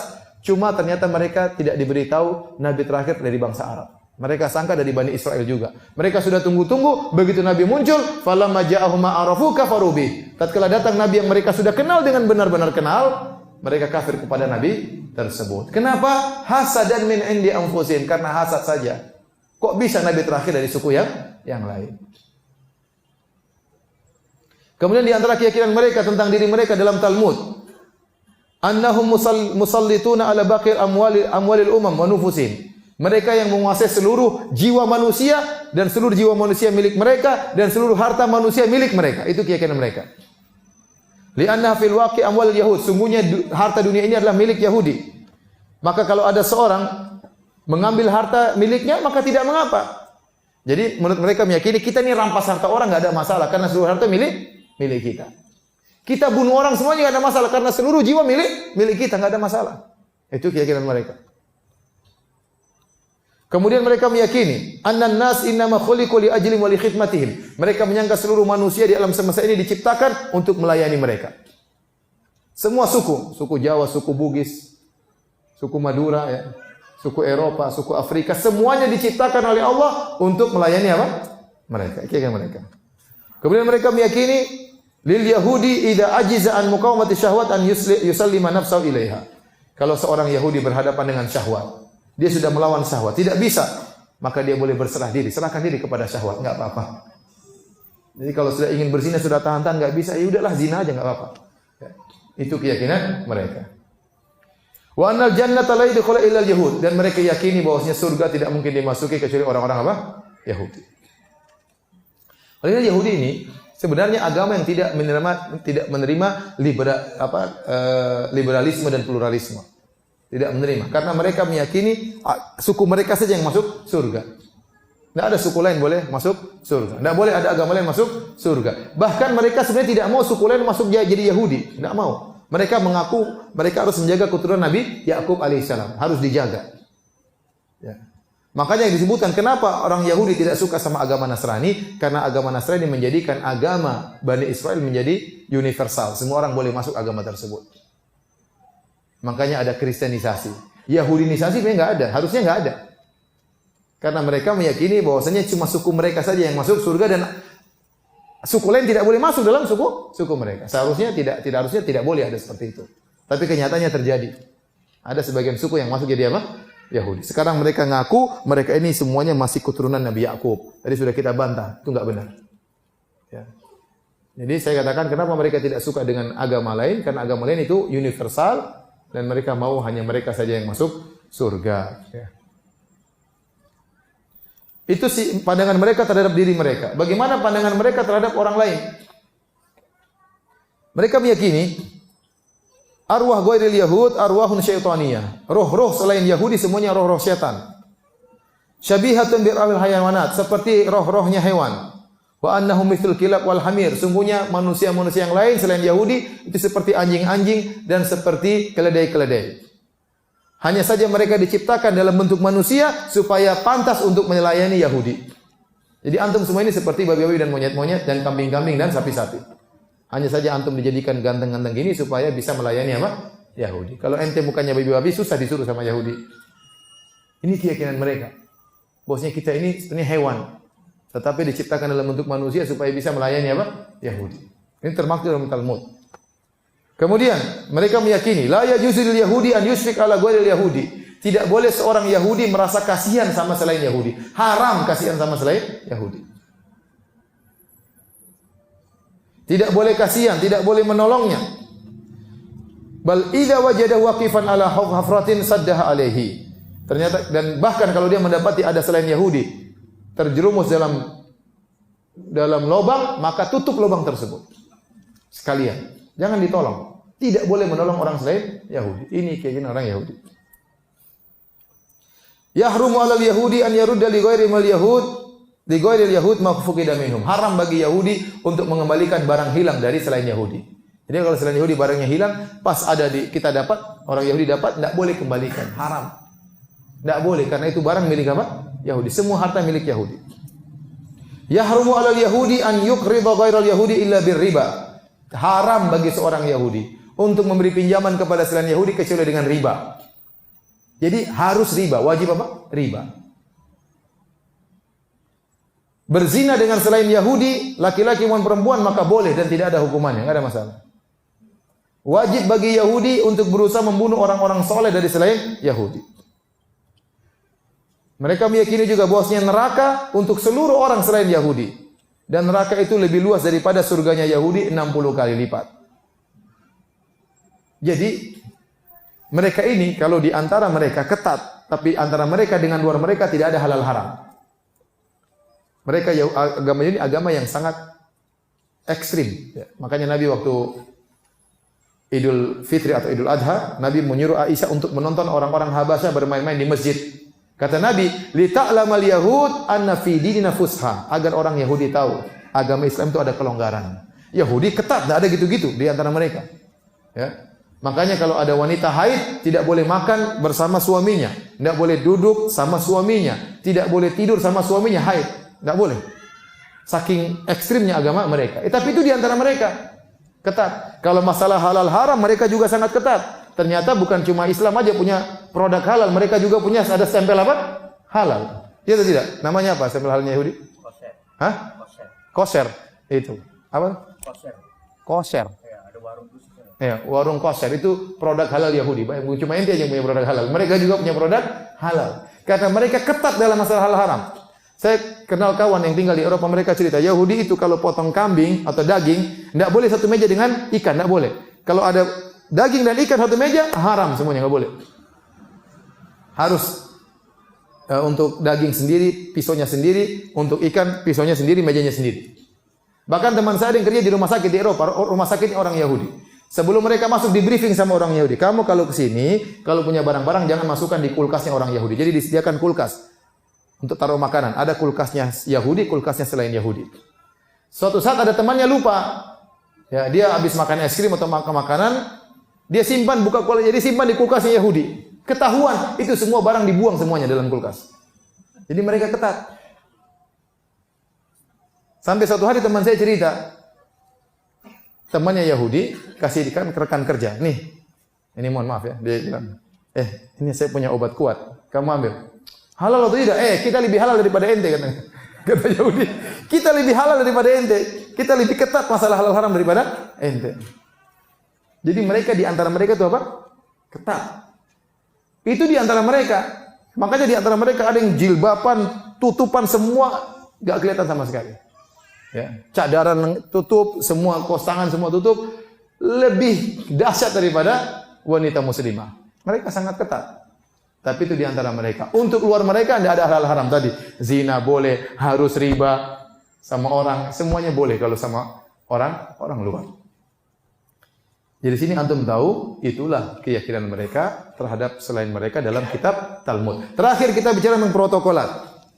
Protokolat itu bukanlah kitab suci, tetapi adalah hasil muktamar yang mereka lakukan. Ya, istimewa. Ya. Mereka kumpul, mereka bikin muktamar, kemudian mereka mengeluarkan suatu keputusan. Pertemuan seluruh Yahudi, pembesar-pembesar Yahudi seluruh alam semesta. Mereka kumpul, mereka buat satu, namanya protokolat. Pertemuan pertama, pertemuan kedua, pertemuan ketiga. Sampai suatu saat mereka bikin pertemuan di Swiss pada tahun 1897 yang dihadiri oleh sekitar 300 orang dari pembesar-pembesar Yahudi. Dan akhirnya protokolat ini ketahuan pada tahun 1901 oleh seorang wanita dari Perancis. Ya, intinya ada ceritanya, akhirnya dia pun tahu protokolat tersebut, akhirnya dia sebarkan. Ya. Dan itulah konsep kerja orang-orang Yahudi. Mereka sepakat untuk menjalani konsep kerja tersebut. Inti dari isi protokolat tersebut adalah ya, banyak poin-poinnya, bahwasanya orang Yahudi ya harus menguasai alam semesta. Ini pertama. Yang kedua, orang Yahudi harus menimbulkan permusuhan di antara suku-suku dalam suatu negara. Yang ketiga, orang Yahudi harus menebarkan aib pemerintah di setiap negara supaya rakyatnya benci kepada pemerintahnya, supaya tumbang itu pemerintah di negara tersebut. Di antaranya seluruh sarana komunikasi harus dikuasai oleh Yahudi. Percetakan, ya, kemudian hiburan, kemudian media sosial, pertelevisian, semuanya harus dikuasai oleh Yahudi. Karena di situ mereka akan memasang racun-racun mereka. Sampai sekarang banyak ya film-film di Hollywood yang pegang orang-orang apa? Yahudi. Kemudian mereka berusaha mengatur apa? Sistem ekonomi alam semesta. Di antaranya dengan riba. Itu produknya orang Yahudi. Subhanallah, sekarang kalau yang pegang harga berlian siapa? Orang Yahudi di Eropa sana. Saya pas lewat sana saya catat itu kalau mau beli berlian situ. Yang jual semua orang Yahudi. Yang pasang harga mereka. Bayangkan. Mereka yang kuasai apa? Berlian. Berlian barang mahal, yang pasang harga mereka. Ya. Jadi inilah gambaran ya sedikit tentang orang-orang Yahudi. Ya. Betapa bejatnya mereka, ya. Berapa rusaknya mereka, dan mereka akan menjadi musuh kaum muslimin di akhir zaman. Baik, demikian saja. Wallahu a'lam bishawab. Kalau ada yang bertanya saya persilakan. Apakah pertobatan mereka dengan cara bunuh diri akan diterima oleh Allah? Waktu mereka melakukan kesalahan, mereka diterima oleh Allah. Allah yang suruh mereka untuk bunuh diri saat itu. Cara bertobatnya bukan bunuh diri, tapi sebagian mereka membunuh yang lain. Jadi yang tidak menyembah berhala, berdiri menikami yang menyembah apa? Berhala sapi. Ya, itu caranya. Saling bunuh di antara mereka. Dan itu yang Allah perintahkan kepada mereka. Kalau kita umat Islam tidak sampai seperti itu. Memboikot produk Yahudi di zaman ini apakah termasuk gulu? Ya. Asalnya kita boleh bermuamalah dengan pihak mana saja. non-muslim, Yahudi, Nasrani, Buddha, Hindu semua boleh. Penyembah berhala, penyembah matahari orang Jepang, penyembah dewa. Di mana sih kita boleh bermuamalah? Dan kita sekarang bermuamalah dengan berbagai macam negara, ya. Ya. Namun kalau kita tahu suatu pemahaman tertentu ternyata benar-benar untuk merusak Islam, maka hendaknya kita hindari. Apalagi Yahudi dengan kebengisan yang seperti itu, ya. Ya. Kalau kita bisa tidak memakai produk mereka, kita pakai produk dalam negeri, tentu lebih baik.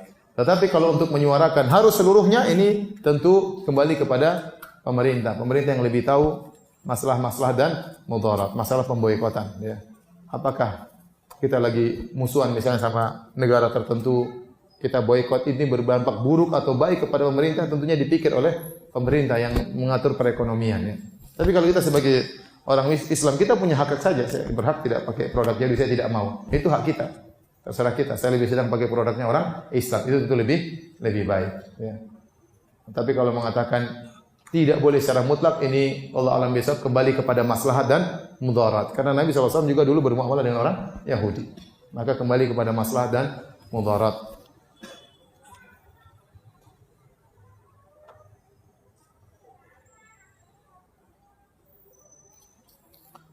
Apakah maksud Yahudi berilmu tapi tidak beramal? Itu mereka disifati dengan al-maghdub alaihim, yang dimurkai oleh Allah, yaitu yang berilmu namun tidak beramal. Di antara ilmunya mereka tahu tentang Nabi Muhammad namun mereka tidak mau mengimaninya. Mereka tahu banyak tentang ilmu yang Allah perintahkan tapi mereka tidak mengamalkannya. Maka barang siapa dari para ulama yang tidak beribadah, tidak mengamalkan ilmunya, maka mereka mirip dengan orang Yahudi. Ustaz, ayah saya sudah 15 tahun dimakamkan di TPU. Setiap tahun kami membayar sewa tanah dan biaya perawatan makam agar tidak dibongkar dan ditimbun dengan jenazah yang baru. Bagaimana sebaiknya Ustaz? Kalau memang tidak mampu untuk membayar sewa, enggak apa-apa, ditumbuk juga enggak ada masalah. Enggak ada masalah. Gimana? Ya, kalau ternyata bayar pajaknya mahal, makan aja susah misalnya, enggak harus. Pajaknya berapa sih? Pajaknya berapa? Ada yang tahu? Hah? Per 3 tahun. Oh, murah ya. 125.000 per 3 tahun. Kan enggak apa-apa kalau 125.000. Kalau kita untuk biaya orang yang merawat apa? Makam, buat dia makan, kasihan juga. Hah? Oh, sebagian ada yang 3 juta. Kalau 3 juta repot. Jadi ada yang 125.000, ada yang 3 juta per tahun. 3 tahun. Per 3 tahun. 1 tahun 1 juta. Ya kalau kita susah makan ya udah enggak usah. Mereka tumbuk juga enggak ada masalah. Di Baki juga ditumpuk. Di Baki juga ditumpuk.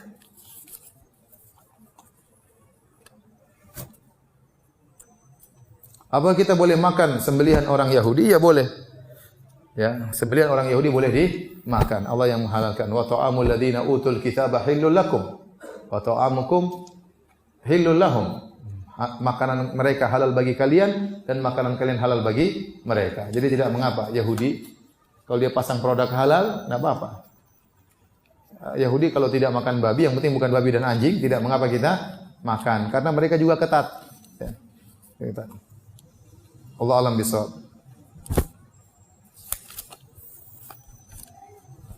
Saya pernah bilang sama kawan-kawan yang tinggal di sebagian kota Eropa, kan enggak apa-apa kalian makan sembelihan orang-orang Yahudi Nasrani. Kata mereka, Ustaz, yang masalahnya mereka banyak yang ateis. KTP-nya Nasrani tapi apa? Ateis. Gitu, waduh, repot juga kalau begitu kalau ateis. Seandainya Nasrani Yahudi enggak apa-apa, tapi banyak sekarang orang Eropa yang mereka tidak mengenal Tuhan. Mereka malas pergi ke gereja, mereka tidak beribadah. Sehingga akhirnya mereka larinya kepada ateis. Yang dapat hidayah lari ke Islam, sebagian mereka lari menjadi ateis. Itu yang dikhawatirkan oleh teman-teman.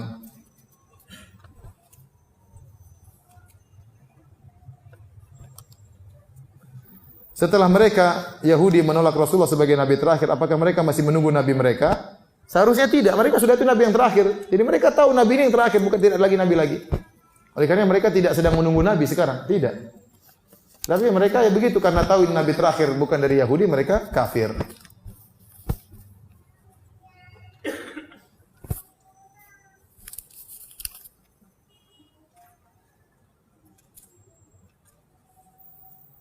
Bagaimana dengan orang yang mengaku Habib sedang mereka tidak mengharamkan musik? Nah kita bilang, ya namanya keturunan Nabi SAW bermacam-macam. Ada yang sangat soleh, bertakwa kepada Allah. Ada juga yang melakukan maksiat, ada juga yang menyimpang, ada yang jadi Syiah. Ada yang macam-macam ya. Kalau kita tahu ada keturunan Nabi SAW melakukan kesalahan, maka kita tegur. Sebagai bentuk sayang kita kepada mereka, kita tegur bahwasanya itu tidak boleh.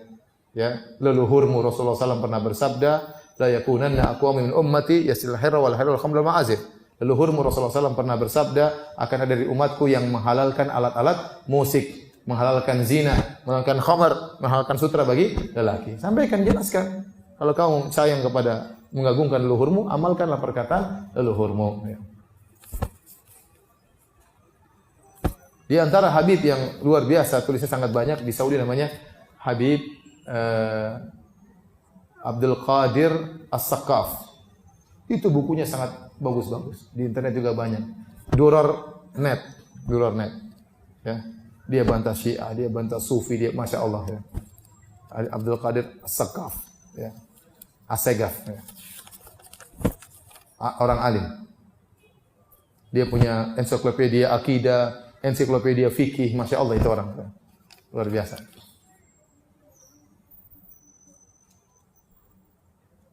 Ustaz, benarkah bangsa Yahudi ditakdirkan oleh Allah sebagai bangsa yang cerdas? Buktinya mereka cerdas memang. Mereka cerdas dan brengsek. Semua mereka yang kuasai.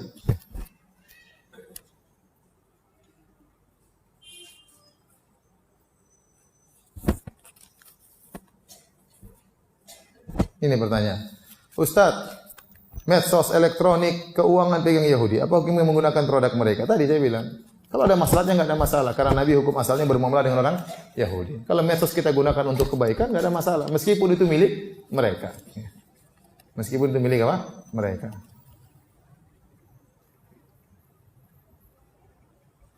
Kalau zakat mal digunakan untuk bangunan masjid tidak boleh. Tapi demikian saja. Mohon maaf banyak pertanyaan tidak bisa saya jawab. Ini buat apa ini? Hadiah kan? Ini buat apa? Hadiah? Hah? Hadiah ya? Iya. Yang bisa jawab pertanyaan dikasih hadiah ya. Siapa nama anaknya Nabi Sulaiman alaihissalam? Hah?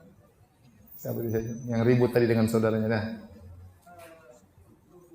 Ruh Bu'am, benar sih. Masya Allah. Nama Yahudi ente hafal kan?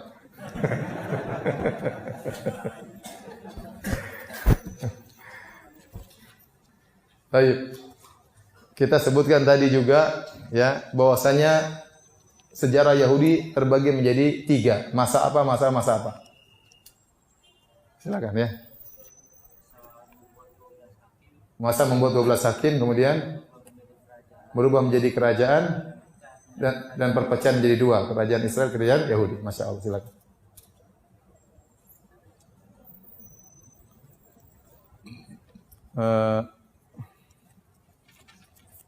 Sebutkan satu ayat dalam Al-Quran tentang brengseknya Yahudi. Ada yang tahu? Hah? Silakan. Iya, wa qalatil yahudu yadullahi maglula gullat aydihim wa lu'inu bima qalu. Kata orang Yahudi bahwasanya tangan Allah terbelenggu. Silakan. Masya Allah. Sebutkan dalil bahwasanya musuh utama kita Yahudi sampai hari kiamat. Hah? Mana? Angkat tangan, jangan berisik-berisik aja. Ayo, coba. Bukan, saya tidak mau yang saya sebutkan. Hadis. Ada yang jawab? Ya. Kisah pohon, kenapa pohonnya? Oh iya, orang Yahudi akan bersembunyi di balik pohon. Semuanya panggilnya Muslim, Yahudi belakang. Sikat. Silakan. Baik, demikian saja kajian kita. Subhanakallah bihamdik asyhadu an la ilaha illa anta astaghfiruka wa atubu ilaik. Assalamualaikum warahmatullahi wabarakatuh.